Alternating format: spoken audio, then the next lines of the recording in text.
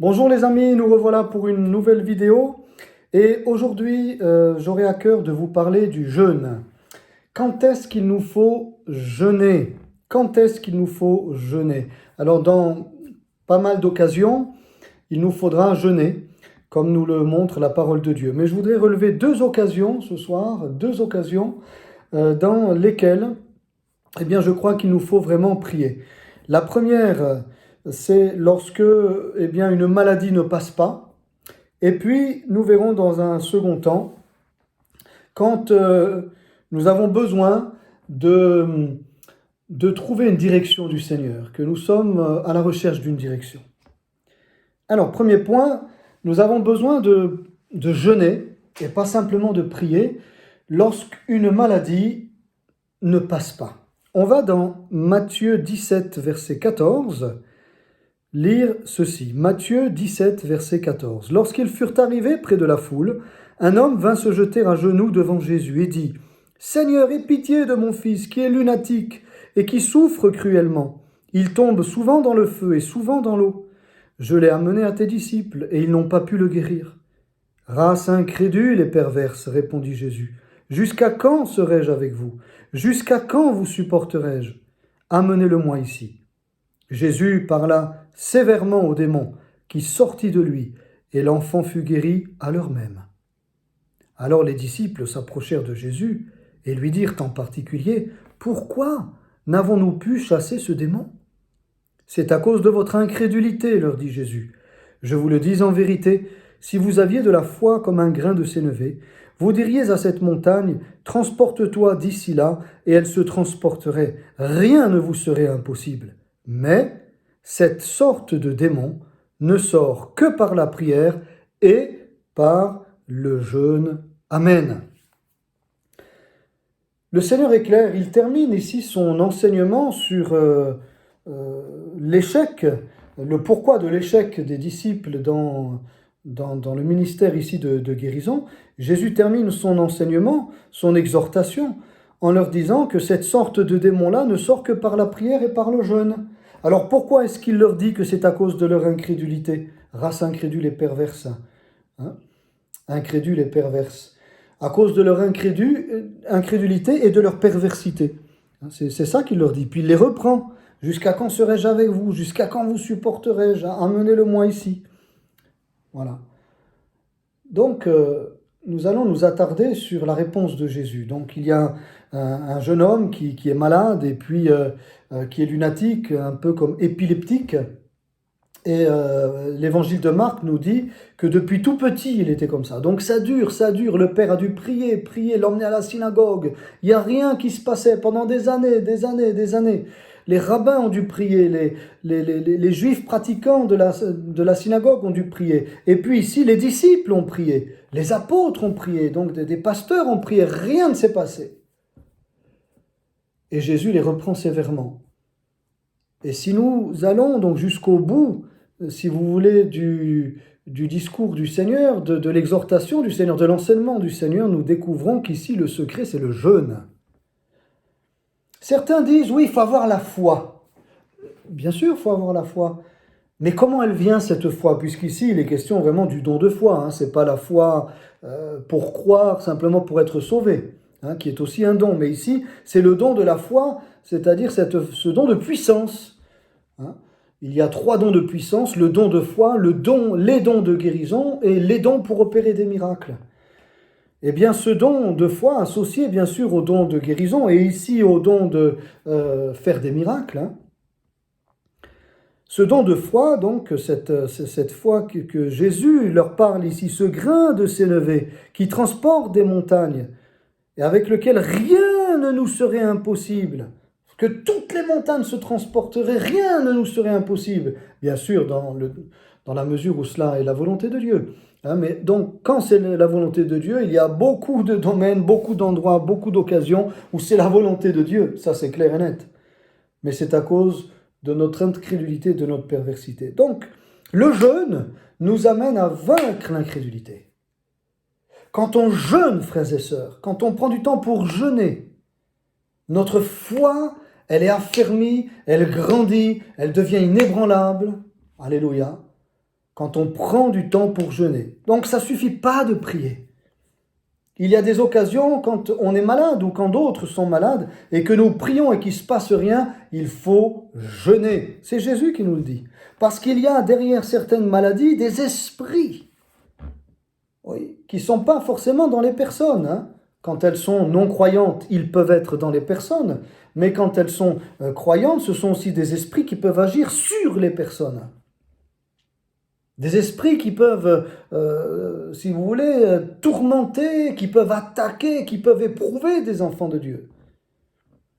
Et donc avec le jeûne, le Seigneur va nous donner de pouvoir mettre en action ce grain de foi, de pouvoir avoir l'autorité nécessaire afin de chasser vraiment la maladie. D'avoir l'autorité pour chasser la maladie ou la puissance qui se cache derrière cette maladie. Et puis la perversité, race incrédule et perverse. La perversité, c'est-à-dire qu'il y a en nous des choses qui font barrière entre nous et Dieu. Et du coup, Dieu ne nous répond pas. Parce que pour nous attaquer à des maladies, pour nous attaquer à des puissances de ténèbres, eh bien, il faut que notre vie elle soit en règle devant Dieu. Vous savez, c'est un peu comme les 7 fils de Sheva, c'était les fils de sacrificateurs de l'époque qui essayaient d'imiter l'apôtre Paul quand l'apôtre Paul chassait des démons. Et eux aussi disaient au nom de Jésus que Paul prêche. Et puis les démons se sont retournés contre ces gens-là. Parce qu'ils avaient le nom de Jésus, mais Jésus n'était pas dans leur cœur. Si vous voulez, leur vie n'était pas en règle du tout devant Dieu. Et Jésus dit, race incrédule et perverse au verset 17. Que Jésus chasse de nos cœurs la perversité. Et parfois la prière ne suffit pas. On va chercher le Seigneur dans le jeûne. Et le Seigneur va nous révéler encore la perversité de nos cœurs. Les domaines dans lesquels nos cœurs sont pervers, sont tordus, sont pas droits devant Dieu, sont faux, sont hypocrites. Vous comprenez, frères et sœurs? Et cela, c'est le Seigneur qui le fait par l'action du Saint-Esprit. Et la prière ne suffit pas. Cette sorte de démon ne sort que par la prière et par le jeûne. Que comme ça. On peut louer, on peut venir aux réunions, on peut prier, mais si ce n'est pas par la prière et le jeûne, il ne se passera rien. C'est fort quand même ces paroles. Et c'est un enseignement que nous donne Jésus. Donc ce n'est pas une foi, contrairement à ce que parfois certains ont prêché ou enseigné, que c'est une foi, voilà, il faut avoir la foi, ça suffit la foi. Mais quel est ce type de foi qui produit les miracles et les guérisons? C'est une foi qui est le produit d'une vie de prière intime et aussi d'une vie de prière et de jeûne. Pas simplement d'une vie de prière. Et donc là, dans le jeûne, on va permettre au Seigneur de faire du ménage. On va se priver de manger pendant un certain temps, selon que nous sommes conduits. On va se priver de nourriture, on va boire de l'eau. Il est bon, je crois, quand on est en bonne santé, bien sûr, de faire des jeûnes un peu secs comme ça. De boire de l'eau, et puis pendant une journée, une fois par semaine, par exemple, eh bien, le matin, le midi, le soir, de jeûner, de boire de l'eau. Si nous ne prenons pas des médicaments, ou alors si nous prenons des médicaments, avoir l'avis du médecin, bien sûr, de faire les choses non pas de manière insensée, mais si nous sommes en bonne santé, eh bien, il n'y a pas de raison. Vous savez, ça a un effet dialyse, c'est-à-dire un effet éliminateur des toxines, de tout ce que nous cumulons aussi dans le corps. C'est très très bon de jeûner, on en a besoin. Mais pas simplement pour le corps. Et c'est vrai que dans le jeûne, on élimine pas simplement les toxines, et tout ce qui est toxique en nous au niveau physique, au niveau physiologique, au niveau biologique.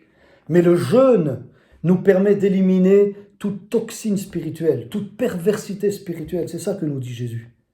C'est ça que nous dit le Seigneur. Ça élimine toute toxine spirituelle parce qu'on vient vraiment devant Dieu et on vient chercher sa face.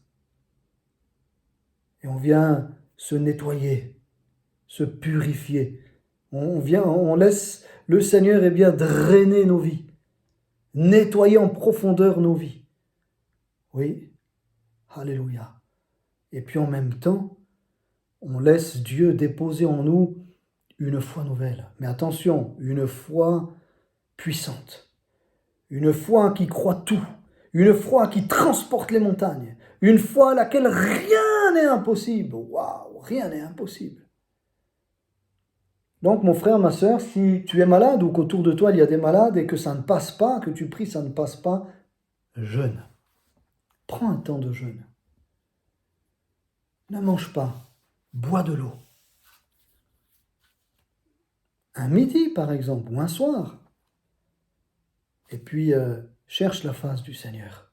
Et tu verras que Dieu va peut-être te révéler des choses pour toi-même, qu'il y a peut-être des choses aussi à éliminer en toi. Et certainement, de toute façon, quand on jeûne, c'est clair et net que le Seigneur va nous montrer les choses à nettoyer, hein, les choses qui doivent disparaître. Et puis en même temps, le Seigneur nous encourage et nous donne une force. Une force. Je donne un simple témoignage. Je me souviens un jour, c'était une sœur qui nous avait appelés, Marianne et moi, parce qu'elle avait un fibrome, gros comme la tête d'un petit bébé. Vous vous rendez compte? Un fibrome énorme, énorme. Et elle devait se faire opérer. Donc durant l'été, elle avait pris rendez-vous avec les médecins à un hôpital de Saône-et-Loire, Chalon-sur-Saône pour être exact. Et puis, et voilà, elle nous a appelés, mais elle nous a dit, écoutez, je vous appelle parce que je voudrais que vous priez pour que je sois guéri, parce que moi je crois que le Seigneur veut me guérir de mon fibrome, que je ne devrais pas passer par une opération. Puis là, je lui dis, écoutez ma soeur, moi je ne peux rien vous dire comme ça. Si vous avez la conviction, d'accord, mais est-ce que cette conviction, elle vient de Dieu? Parce qu'on ne fait pas n'importe quoi. Il se peut aussi que vous deviez être opéré. Et que ce soit ça aussi la volonté de Dieu. Dieu peut se servir de médecins aussi pour nous guérir. Parce que là, si vous ne vous faites pas opérer, c'est vraiment que vous avez la foi que c'est Dieu qui va l'enlever. Mais il faut vraiment que ce soit la foi de Dieu. Et pas votre croyance à vous, ou votre pensée, ou votre imagination, ou votre volonté. Alors moi, je ne peux rien vous dire, je vais prendre 3 jours de jeûne et prière. Et c'est ce que j'ai fait. Et puis après, je vous rappelle, j'ai jeûné pendant 3 jours. Le 3e jour, à la fin du 3e jour, le Seigneur m'a parlé, clairement, dans un texte de l'Écriture. Et la réponse était que, si elle met sa foi en moi, je la guérirai. Pas besoin de l'opération. Ben, je veux vous dire, frères et sœurs, que si vous dites ça à quelqu'un, par vous-même, par votre volonté, votre imagination, et que ce n'est pas Dieu qui vous a parlé, ça peut être très grave, parce que cette personne, elle va garder son fibrome, et si elle ne se fait pas opérer, elle peut risquer des problèmes très très graves, voire peut-être même la mort. Tout dépend comme la situation peut évoluer. Donc c'est une grande responsabilité. Seulement la responsabilité de faire cela ne m'appartenait pas. Donc je l'ai rappelé, je lui ai dit, écoutez sœur, moi Dieu m'a dit, concrètement, Dieu m'a parlé dans ce jeûne, et j'ai la foi que si vous mettez votre confiance dans le Seigneur, vous serez guéri. Effectivement. Mais, attention, je vous donne ce que j'ai reçu de Dieu, mais je ne vous dis pas de faire ça. D'accord? C'est différent. Vous m'avez posé la question, je me suis tenu devant Dieu, et je vous dis sincèrement, de la part de Dieu, c'est ce que Dieu m'a dit, mais maintenant la décision vous appartient. Donc, vous ne serez pas condamné si vous faites autrement. Voilà, mais en tous les cas, la décision vous appartient, mais si vous avez cette conviction aussi, eh bien le Seigneur vous guérira, mais la décision vous appartient. Et puis elle a dit, ah non, non, mais moi j'ai la conviction, ça confirme, etc. Et puis elle a pris. Et puis les mois ont passé. Et quelques temps avant l'opération, donc nous étions dans une église en Auvergne, et puis nous prions, et avec un ancien, on a vraiment prié pour cette sœur, avec cet ancien. On a vraiment prié, Seigneur, tu l'as guérie. Alléluia, tu l'as guérie. Là où elle est. Elle n'était pas dans notre église, elle habitait à Chalon, nous on était en Auvergne, hein, à Chalon-sur-Saône, on était en Auvergne. Il y a quand même des kilomètres, hein, voilà, de là. Je ne sais plus combien de kilomètres, mais en tous les cas, il y avait, je crois, 3h30 de route, quelque chose comme ça. Il y avait quand même des kilomètres. Donc moi, je ne savais pas, je ne l'avais pas rappelé, et je lui ai dit à cet ancien, on va prier, puis on a prié. Et lui, comme moi, on a eu la conviction et on priait pour sa guérison. Quelque temps plus tard, la sœur donc m'appelle et me dit, écoutez frère, il faut que je vous raconte ce qui s'est passé. Et une nuit, donc, elle a senti que ça gargouillait là, comme voilà, quand on doit aller aux toilettes, et puis elle s'est levée, elle a été aux toilettes, mais elle n'a pas fait attention, si vous voulez. Voilà, elle pensait que c'était peut-être une gastro, quelque chose comme ça. Puis elle est retournée aux toilettes, elle a dû se relever plusieurs fois comme ça, se relever pour aller aux toilettes. Puis elle, bon voilà, pensant que c'était un dérangement au niveau de l'estomac ou autre, eh bien, elle n'a pas fait attention, elle n'a pas prêté garde. Et puis elle a remarqué quand même qu'effectivement le lendemain, bon, elle se sentait mieux, mais bon, elle n'a pas fait attention. Et puis au final, elle croyait que le Seigneur allait la guérir donc de ce fibrome et est arrivé le jour où elle devait se faire opérer, donc où elle devait être examinée par les médecins. Et voilà qu'au moment où on l'examine, les médecins ne trouvent plus rien. Nada, niente, comme on dit en italien et en espagnol. Nothing, comme on dit en anglais, et puis dans toutes les autres langues que je ne connais pas. Vous mettrez vous-même votre rien dans la langue ou les langues que vous connaissez. Rien du tout, plus rien. Alors, le médecin était, c'est ce qu'elle m'a dit, était même fâché. Il lui a dit, écoutez madame, vous nous faites perdre notre temps, vous venez, vous nous dites qu'il y a un fibrome gros comme la tête d'un petit bébé, mais il n'y a rien de tout ça. Alors s'il vous plaît, vous partez parce qu'on a autre chose à faire. Et elle dit, mais regardez, je devais venir parce qu'il y avait cela, effectivement. Et puis, effectivement, ils ont regardé, oui, mais on ne comprend pas, on ne comprend pas. Alors s'il vous plaît, voilà, c'est vrai que ça peut paraître un peu étonnant, parfois, que des médecins se fâchent comme ça, mais bon. Et puis, ils l'ont renvoyé, parce que ils ne comprenaient pas, puis pour eux, ils avaient autre chose à faire qu'avec des personnes en bonne santé. Et là, elle s'est souvenue. Mais la nuit, où j'ai fait les allers-retours au lit-toilette, lit-toilette, lit-toilette, mais c'est là où finalement le Seigneur a dû désagréger ce fibrome et que j'ai dû l'évacuer par les voies naturelles. Guéri, à 100%, sans intervention de la main de l'homme. Jeûne et prière, et ensuite la foi que Dieu agirait, la prière de la foi, mais dans le jeûne. Et elle a obéi, elle a agi. Alors, si nous sommes malades, prions et jeûnons en fonction de notre santé, avec l'accord du médecin quand c'est nécessaire, bien évidemment, et non pas des jeûnes de 50 jours, voilà, mais ça peut être un repas, ça peut être un jour, 2 jours, 3 jours. Comment le Seigneur nous conduira, mais en toute sagesse.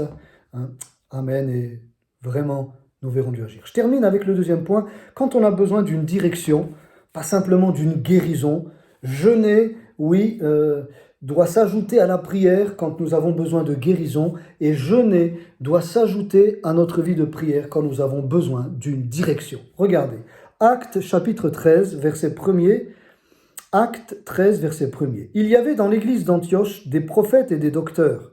Barnabas, Siméon appelé Niger, Lucius de Cyrène, Manahen qui avait été élevé avec Hérode le tétrarque, et Saul de Tarse.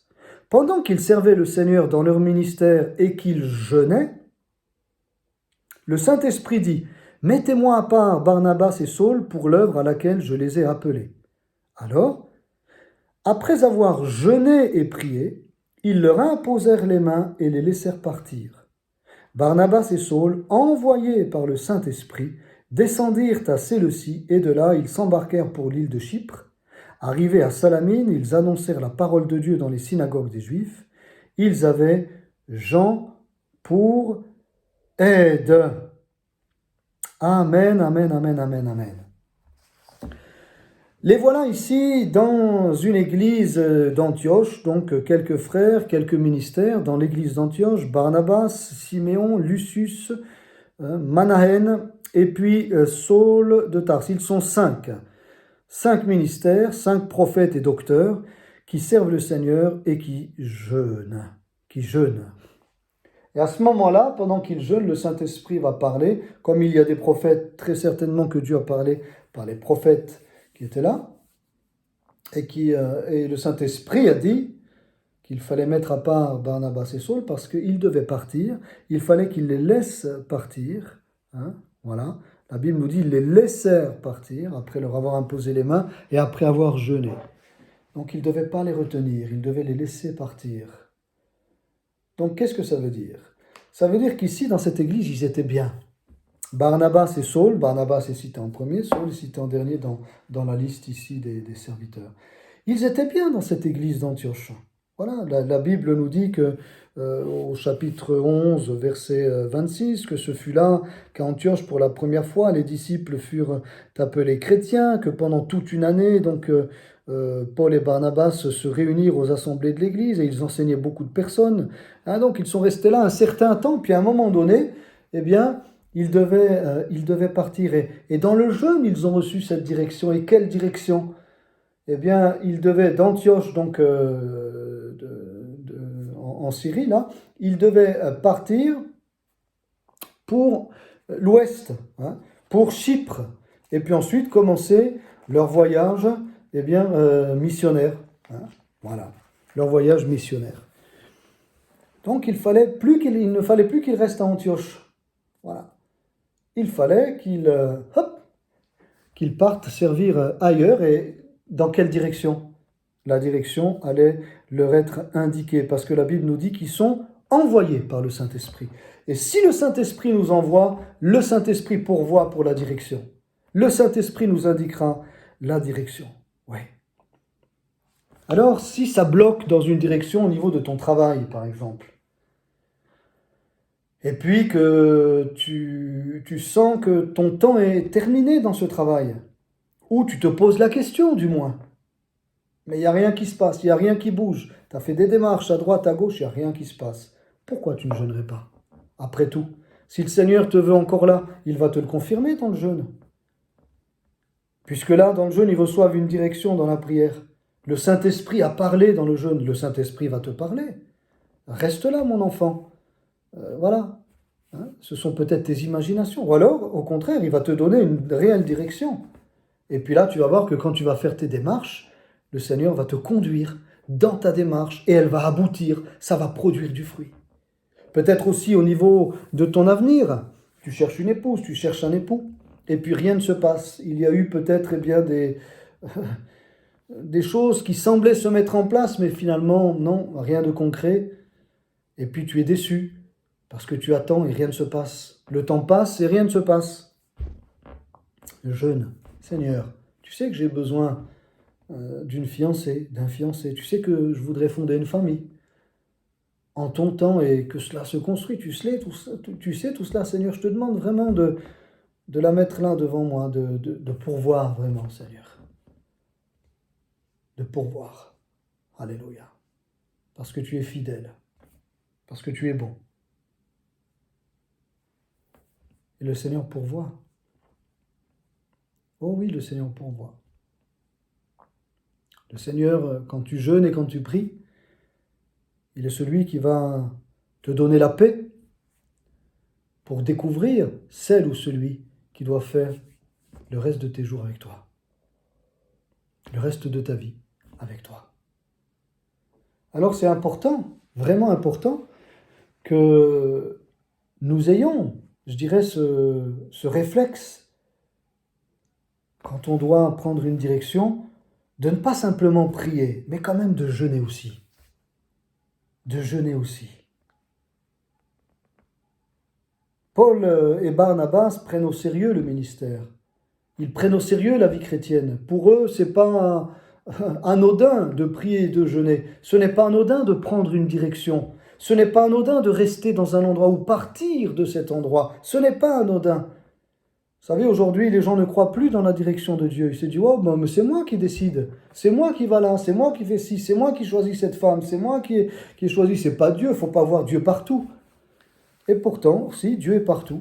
Parce que Dieu est omnipotent, omniscient, omniprésent. Il est présent partout.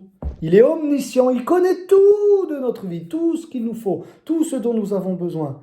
Alors, le premier intéressé dans une direction nous concernant, c'est bien notre Seigneur.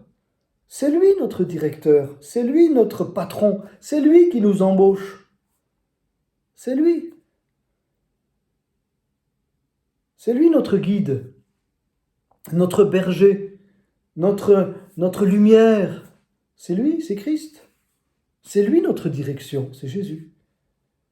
Comme disait Ruth à Naomi, sa belle-mère, où tu iras, j'irai. Waouh! Où tu iras, j'irai. Que ce soit ici ou là-bas, où tu iras, j'irai. Donc parfois, si vous voulez, lorsque nous voulons faire notre volonté ou lorsque nous n'avons pas vraiment pris le temps de, de mettre sur l'autel, j'ai envie de dire. Voyez, ce sujet de la direction divine. Quelle direction dois-je prendre, Seigneur? Quelle est ta volonté maintenant pour ma vie? On doit mettre ça sur l'autel. On ne doit pas se presser. On ne doit pas courir partout, s'affoler, demander à l'un, demander à l'autre. Essayer de chercher absolument quelque chose qui va dans notre sens, dans ce qu'on pense. Non. Mais de dire au Seigneur, je me mets à ta disposition. Pardon, à ta disposition, je jeûne. Je prie et je jeûne pour chercher ta volonté. Comme disait Jésus au Père, que ta volonté soit faite, non la mienne. Alors là, effectivement, quand on se met à disposition comme ça, dans le jeûne et la prière, le Saint-Esprit va nous parler. Je me mets à ta disposition, Seigneur. Voyez? Et parfois, ce n'est pas parce que dans notre travail, ça va bien qu'il va falloir rester. Regardez ici dans l'église, tout allait bien à l'église d'Antioche, tout allait bien. Ils servaient le Seigneur, il y avait des prophètes, il y avait des docteurs, ça faisait plus d'1 an qu'ils étaient là. Vous voyez, les chrétiens les aimaient. D'ailleurs, cette église brillait tellement que c'est là où la première fois on les a appelés des chrétiens, parce qu'ils s'aimaient les uns les autres, parce qu'ils étaient oints. Chrétien qui vient dedans, il y a le mot Christos, oint, ils étaient oints de Dieu. Donc quand on venait dans l'église, ça devait fuser là, les dons spirituels, la preuve, avec des prophètes et puis d'autres. Des dons spirituels, dons de prophétie et toutes sortes, ça. Il y avait l'onction de Dieu, ça devait être quelque chose de puissant, de marquant d'être dans l'église d'Antioche. Pourquoi quitter cette église? Pourquoi partir ailleurs? Voyez, tout va bien. Ici, c'est dans un contexte où tout va bien. Il y avait dans l'église, d'Antioche, des prophètes et des docteurs. Et Barnabas, Lucius, Manaen, Saul, Niger, ça va bien, quoi. Ils sont entourés, ils ont une équipe pastorale. Ils sont complémentaires et ils servent Dieu ensemble. Et puis, les frères et sœurs sont contents. Puis, il y a ces réunions-là qui sont pleines du Saint-Esprit. Ça va bien. Eh bien, le Seigneur a dit maintenant, parmi vous, là, Barnabas et Saul, je les prends et je les envoie ailleurs. C'est sûr que quand ça va pas, c'est plus facile de se poser la question. Et c'est pour ça que je trouve intéressant ce texte. Parce que quand ça va pas, on va prier et on va jeûner si ça va pas. Seigneur, quelle est ta direction? Mais quand ça va, est-ce qu'on jeûne quand ça va? Eh bien oui.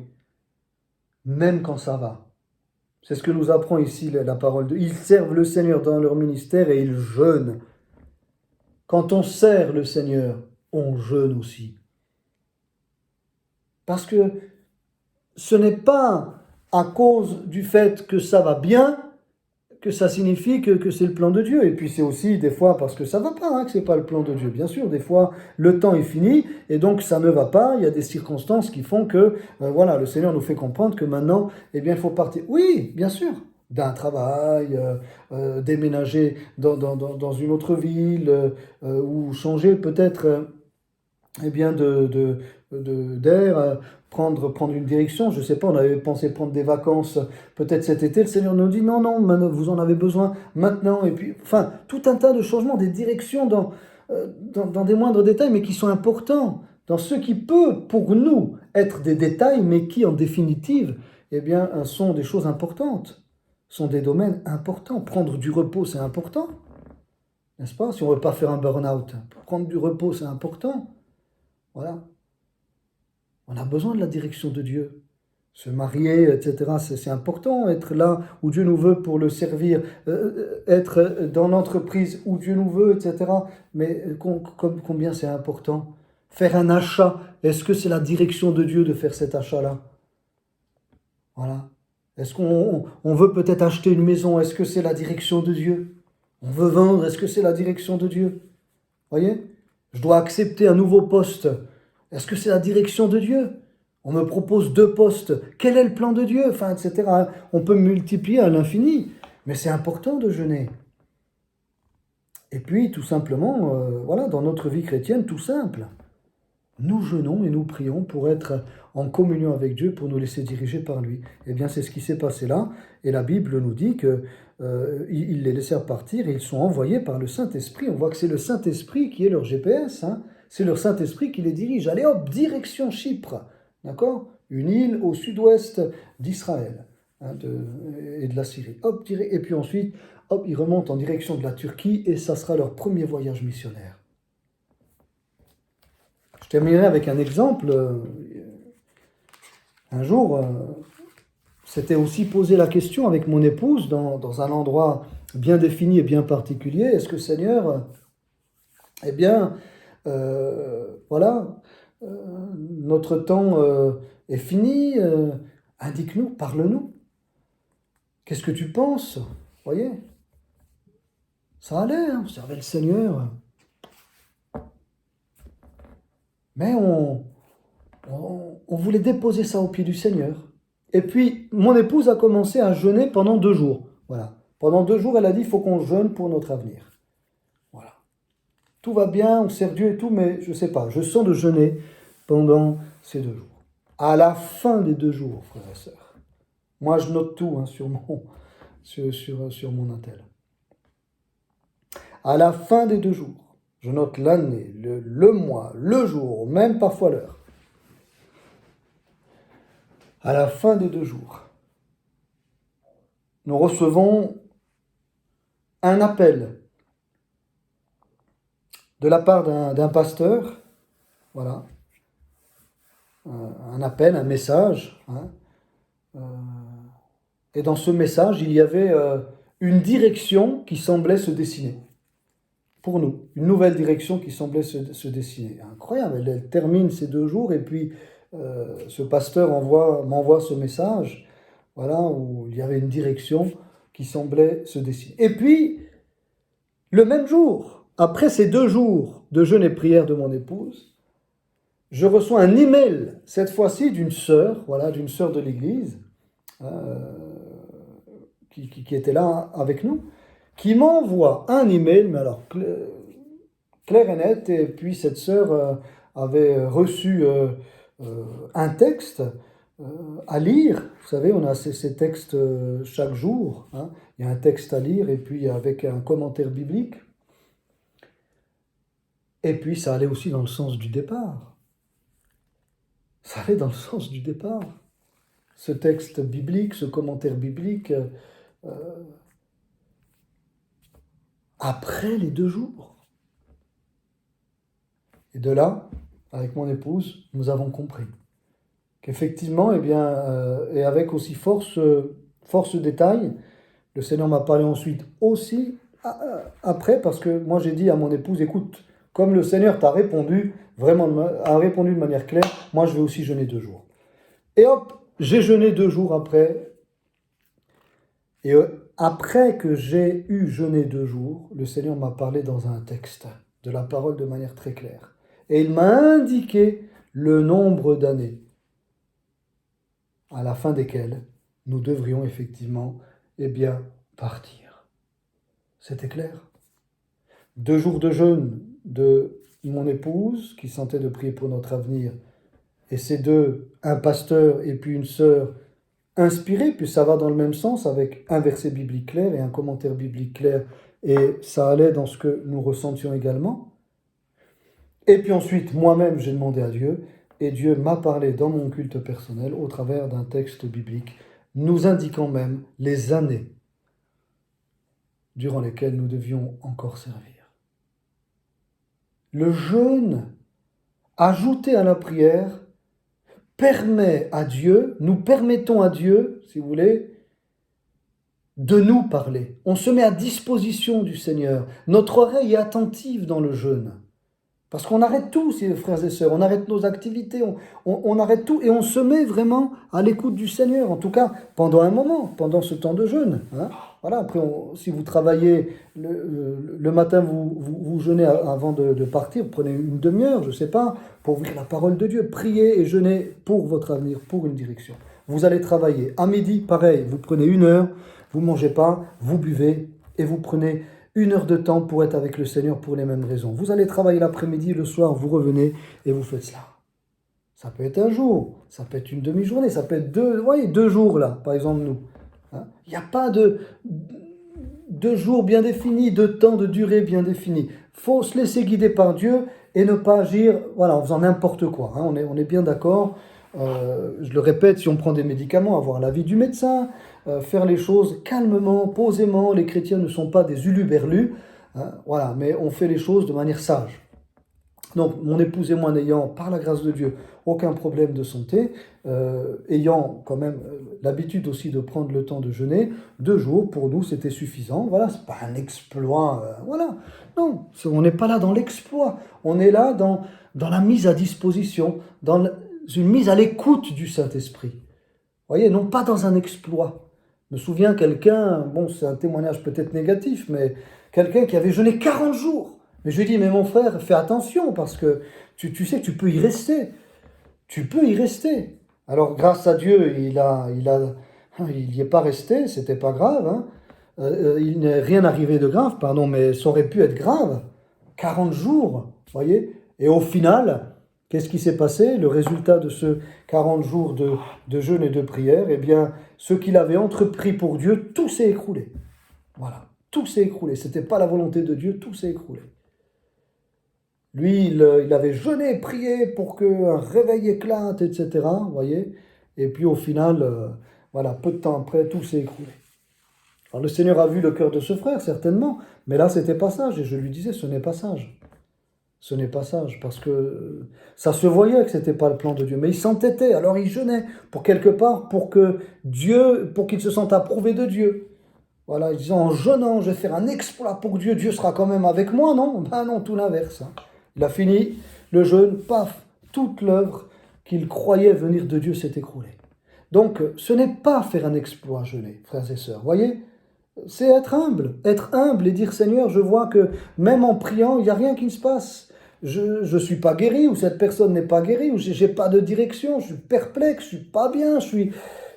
Seigneur, voilà, je priais, je jeûnais. Et puis même si ça va bien, Seigneur, tu vois, ça va bien, mais je ne veux pas, moi, eh bien, me focaliser sur le fait que ça aille bien. Je veux dire, Seigneur, ça va bien, gloire à Dieu, ça va bien, là, mon travail, dans l'église, dans notre vie de couple, en famille, etc. Bien sûr, ici, nous sommes épanouis, les enfants et tout, voilà.